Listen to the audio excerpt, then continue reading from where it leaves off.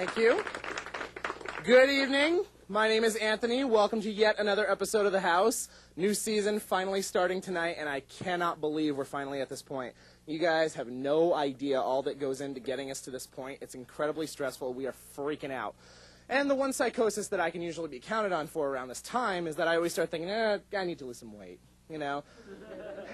I know it's silly. I'm starting to think it's genetic at this point because my dad is Italian and my grandparents were penguins.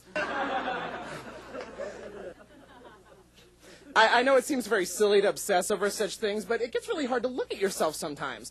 And what's worse is when the people you supposedly love start reflecting your worst fears. Like my mom calls me a few weeks ago to ask how the diet's going, and she says to me, you know, I was watching that Subway commercial the other day with Jared. He lost over 300 pounds, and it made me think of you. Well, gosh, Mom, soon as Geraldo comes over with that crane lift from SeaWorld, I'll ask if they can stop at Subway on the way. I felt like saying, you know, Mom, that nursing home commercial came on yesterday, and it made me think of you.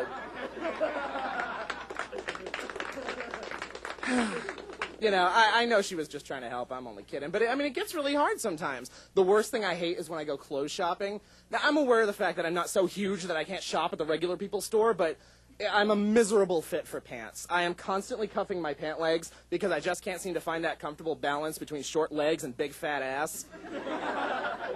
I'm serious. It's like the people who make these pants think that if you have a 38-inch waist, you must also be 7 feet tall.